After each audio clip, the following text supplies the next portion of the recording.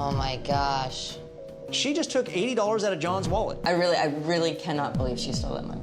This is my bread and butter. I loved her, I treated her like family, and I don't know why she would do this. Stephanie's burger shop had been losing money for no reason these past 2 months. The first person she suspected was Guillermo, an employee who had just gotten out of prison. So Stephanie brought in a mysterious team of diners to find out the truth. The team quickly installed hidden cameras in every corner of the shop. Charles and Stephanie sat together in the surveillance room, watching everything happening in the restaurant. Charles also arranged for John to go in disguised as a customer and deliberately make things difficult for Guillermo. When Guillermo brought over the burger, John immediately said it wasn't what he ordered at all, and even mocked Guillermo for not being able to do a waiter's job right. Guillermo was clearly furious, but he still kept his temper under control and brought John a new burger. Before leaving, John deliberately left his wallet on the table and then walked out. Charles wanted to see whether Guillermo would take the money inside, but no one expected that after Guillermo picked up the wallet, he took it straight to Lost and Found. He never opened it once. Seeing this, Stephanie finally let go of her suspicion. But right at that moment, another waitress, Christia, secretly took a full $80 from a customer's lost wallet. Christia's behavior broke Stephanie and her husband's hearts, because Christia had always been the employee they trusted most, and they also felt guilty for ever suspecting Guillermo. You pick up and get the hell out of here. Okay. You two need to come with me. Rod, it's not what you think. It really isn't. You need to follow me. Where are we going?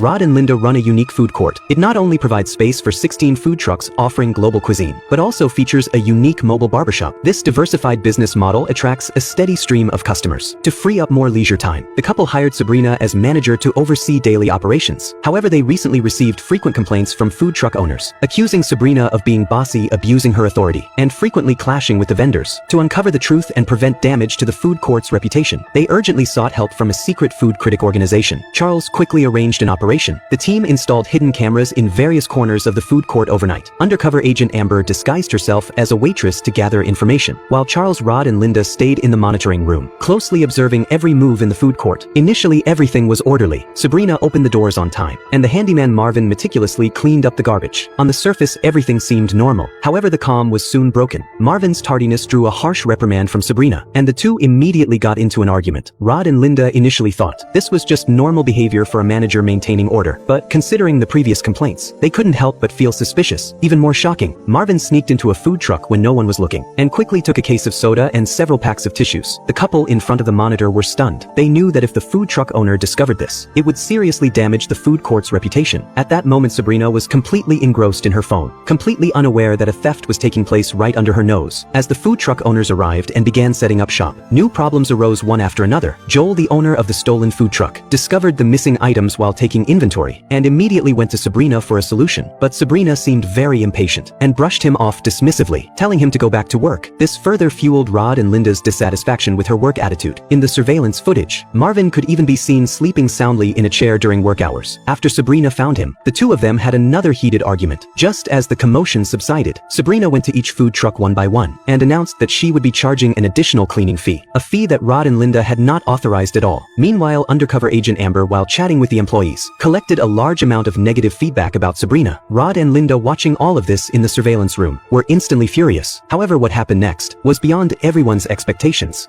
That doesn't even work here. Hector Rodriguez, No. Hector Rodriguez is the best employee. I won't let you put him down or talk badly about it. Oh, Just as everyone was wondering who Hector was, the name on the second pay stub, in the hands of manager Mike. Another scene from the surveillance footage made the boss Jamie even angrier. The manager called over intern waiter Jack, telling him to clean the restaurant windows, and specifically instructed waiter Leon to take Jack and hand over the task to him. Leon stared at the floor-to-ceiling windows covered in water stains, couldn't help complaining to Jack that he had been cleaning this window for 6 months. But before Mike became manager, this job was always done by professional cleaners. When boss Jamie heard this in the monitoring room, his face was filled with disbelief. To protect his employees' rights and interests, he had always offered them generous benefits. He even hired professional cleaners to take care of the restaurant's hygiene, also that his employees could focus on their own duties without being burdened with extra chores. What made him see red even more was that the manager immediately went to find the accountant, claiming that the window cleaning had been done by hired cleaners, and demanded that the accountant reimburse him $500. Every single penny of this money ended up lining his own pockets. The boss was so angry that his face turned bright red. He never would have imagined that the manager he had personally promoted would stoop to such dirty tricks? Just when the boss already thought Mike was being unreasonable, the behavior of the other restaurant staff made him feel even more frustrated. On the surveillance screen, right after the accountant gave the money to the manager, she plopped down on the desk and fell sound asleep on the spot. This meant that the money under her management could be lost at any time. At that moment, the boss called the accountant, asking her if there was an employee named Hector working at the restaurant. After checking the records, the accountant actually said that there was no such person on the company's attendance sheet, but she had already given Hector's pay stub to the manager. Faced with the boss's questioning, the accountant apologized for her work mistake and emphasized that everything was ultimately overseen and approved by the manager. Boss Jamie could no longer contain his anger. He rushed to the restaurant right away and summoned the manager to the monitoring room. Jamie walked up to the surveillance screen. When he saw the footage playing on it, he froze instantly, never expecting that every single one of his dirty deeds had been recorded in full detail, asking him if there really was an employee named Hector at the restaurant. But manager Mike still refused to admit the truth. He would not concede that Hector was a fake name he had made up to get a second paycheck. He even tried to argue that Hector was the best employee in the restaurant. These words completely fueled Jamie's anger. He could no longer hold back the rage inside him and announced that Mike was fired from the restaurant on the spot. Are you serious? You again? I didn't do anything. Yeah, hi, Dee Dee.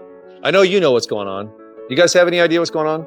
Everyone is waiting for that notorious fugitive to finally be caught once again, but this time, she has turned her life around and become the best waitress by far. The woman's name is Dee Dee. 3 years ago, she was one of the biggest troublemakers in the restaurant world. She would intentionally mess up customers' orders, bully new employees, and even her own uncle's restaurant eventually had enough of her and fired her on the spot. Everyone thought she would just disappear after that, but 3 years later, she changed her name. She quietly showed up at another restaurant in New Orleans, and this time, she looked completely different. Everyone calls her the best waitress in the restaurant, but strangely, on the very day she started working, sales at the restaurant suddenly dropped for no clear reason. The owner, Sarah, asks Charles to investigate in secret. At one glance, Charles immediately recognizes her. This is the same troublemaker he had personally dealt with before. He becomes suspicious right away. He sends an undercover new employee to casually look into her past, but she just laughs it off. She says she's been working out of town the whole time, clearly unwilling to talk about her shameful history. Then Charles sends an undercover customer to order a signature dish, one that doesn't even exist at this restaurant, only at another location owned by the boss. Everyone expects her to snap, or at least give the customer a cold reaction, but to everyone's surprise, Dee Dee doesn't refuse at all. Instead, she calmly reassures the customer, then quickly runs into the kitchen to ask the chef for help. Somehow, she still manages to make a dish that isn't even on the menu. The security cameras catch everything. Has the once notorious troublemaker really turned over a new leaf? Who knows her entire dark past? Is left wondering what decision she will ultimately make. So looking here in your kitchen, it looks like your head chef Joseph, is that correct? Yes, Joseph's my executive chef, doesn't have a lot of experience, but makes up for that with all the heart that he puts into his work every day. But I want to make sure he's got my back since he is new with me. The Old Wainings Hotel in Atlanta is a famous historic dining spot in the local area. Owner Lee has been troubled by a rumor lately. Word spreads privately that inside his restaurant, an unauthorized Civil War-themed tour event is being run secretly. It is well known that the restaurant itself preserves many historical relics from the Civil War era. If the rumor is confirmed to be true, it will not only ruin the restaurant's reputation built over the years, but also lead to serious legal disputes. With no other way out, owner Lee has no choice but to turn to the mystery detective team for help. The team installed hidden surveillance cameras all over every corner of the restaurant, watching every move inside the restaurant in real time. Then undercover agent Kendall is sent to infiltrate the restaurant disguised as an intern staff member. Kendall deliberately asks waiter John about stories related to the Civil War, hoping to dig up clues. Unexpectedly, he really finds many suspicious details. John behaves extremely abnormally, which makes everyone grow more suspicious of him. Just as Kendall asks another staff member for information, a strange scene appears on the surveillance footage. John quietly walks to the parking lot behind the restaurant kitchen, and together with the restaurant manager unloads